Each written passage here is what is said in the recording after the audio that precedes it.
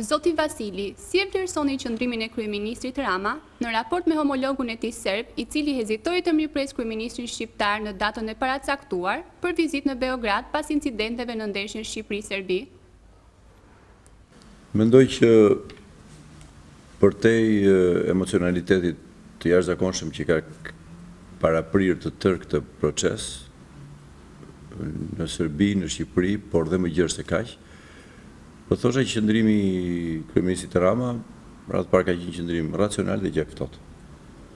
Dhe besoj këto dy kualitete themelore kanë influencuar që të kemi një zgjidhje apo një ecje në një drejtim pozitiv dhe që ndërton përkundrejt një qëndrimi që do të kishte elemente të forta të një klime të tensionuar, cila nuk i shërben kërkujt, po përveç se riprodhon modelet vjetra me cilat ne jemi ndarë, por gjithë Ballkani është ndarë. Kështu që do ta vlerësoja që kemi pas një qëndrim shumë të ndryshëm, pra një ram racional, thash dhe një herë tjetër dhe gjakftohtë, dhe një kryeminist serb që shpeshherë ka qenë në deklaratat e tij me ngjyrime të forta emocionaliteti, elementet i nacionalizmi që imponon ambienti serb atje, pra ka pas diferenca në këtë drejtim, për të cilat në fund fare ka prevaluar pikërisht mendjehapja e Edi Ramës. Në të vërtetë, vizita e Ramës në Beograd nuk shtyhet për herë të parë. Besoj që çdo shtyrje që cila ndodh për të me idenë për të krijuar premisat për një takim sa më të mirë, duhet parë si një shtyrje pozitive.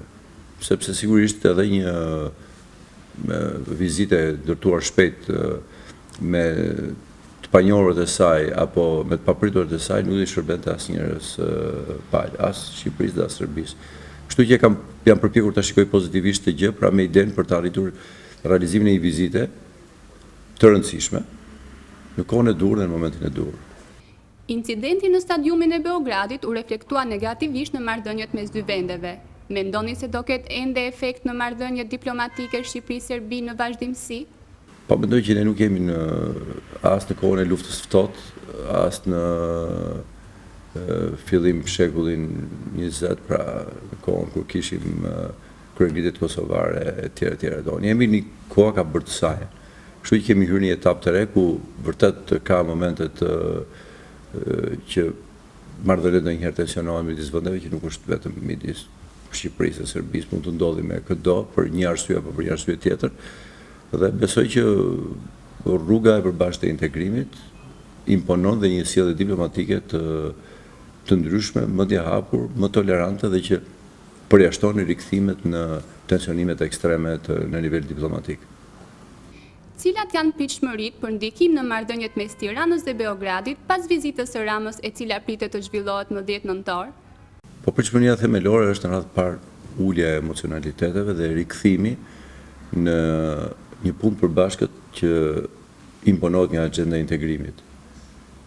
Nuk besoj se duhet pritur asgjë tjetër përveç saj, sepse në fund kemi një lloj anormalitet të animuar nga ngjarjet më të fundit, veçantë nga ndeshja e futbollit në Beograd, pra kërkohet në radhë parë mbi gjitha rikthim në një normalitet komunikimi, pra çlirim nga zemëratat, nga mdhefet, nga inatet, kërkon një mendje të folur prej drejtues shteti, të cilët kanë detyrimin të projektojnë vendet e tyre në një objektiv madhor siç është integrimi, me të gjithë punët, detyrimet dhe sforcat e jashtëzakonshme që duhen bërë për të ecur në këtë proces.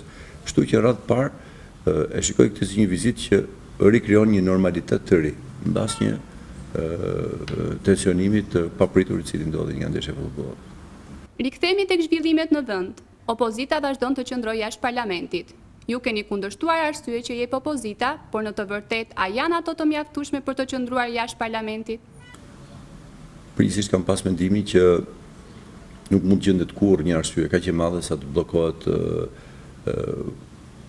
puna e parlamentit nga ana e opozitës. Pra do të thonë që opozita të mos marrë pjesë në parlament, nuk gjej asnjë arsye të motivuar në këtë dimension, pa për të thënë për të braktisur një parlamentin në këtë formë dhe këto dimensione, sepse parlamenti nuk është një mundësi më pak, është një mundësi më shumë edhe për të evokuar nëse ka problematika.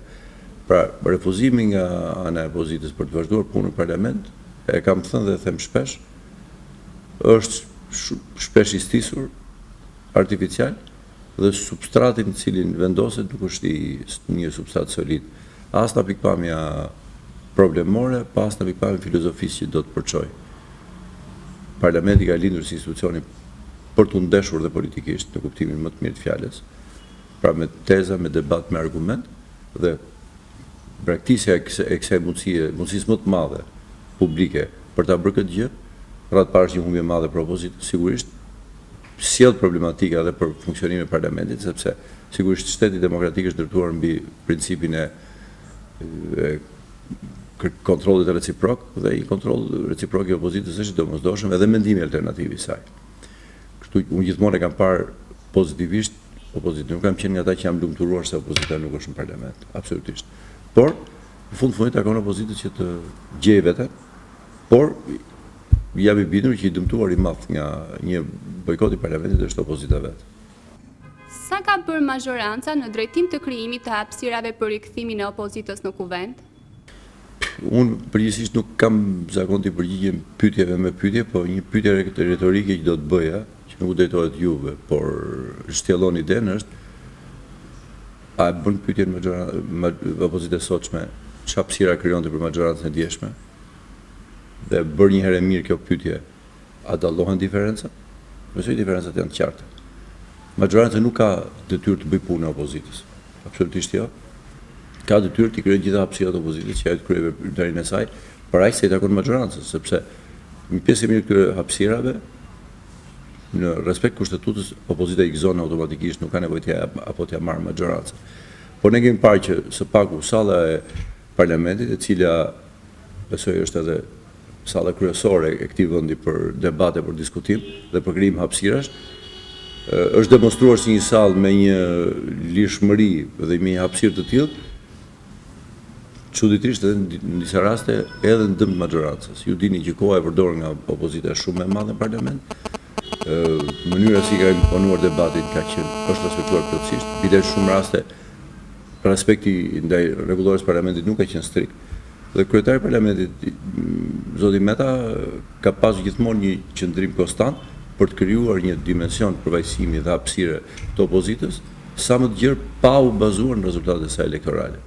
Bazuar në rezultatet e saj elektorale, edhe hapësira që duhet kishte, në përputhje me kushtetutën, duhet ishte më e pakët. Por duke pasur ide që të krijojmë një raport të ri komunikimi majorancë opozit, është ndërtuar kjo lloj klime, të cilën e përdor mirë apo nuk e përdor mirë, e përdor mirë efektive, apo e shpërdoron, kjo është punë e opozitës. Ka kaluar më shumë se një vit nga qeverisja juaj me PS-n. Cilat janë dallimet që ju keni vënë re nga përvoja me bashkëqeverisjen me PS-n në raport me bashkëqeverisjen me PD-n? Po, një nga elementët thelbësor, pavarësisht se edhe herë tjera ma kanë bërë këtë pyetje, cila ka më shumë brenda dhe intrigë mediatike se sa përmbajtje, sepse besoj shumë elementet të përgjigjes time, ju i keni më të kthjellta si dhe unë, por rreth parë, raportet për vajsimin janë krejtësisht ndryshme. Kemi qenë në një majorancë ku ne kishim 4 deputet, jemi në një majorancë ku kemi 19 deputet. Besoj që kjo thot shumë, sepse është një raport për vajsimi shumë herë i madh, me mundësi për të identifikuar edhe profilin gjithmonë më të mëdha, dhe njëkohësisht besoj që ne jemi 2 alternativa të majta brenda një të majte të madhe, e cila më tonë që të rivendos një shtet social sa më të fortë, sepse Shqipëria ka nevojë për këtë dhe për një solidaritet social, nisur dhe nga konteksti shoqëror dhe ekonomik problematik, sepse sigurisht ne jemi një vend i varfër dhe ky dimension është dimension i cili ekuilibron, qetëson shoqërinë.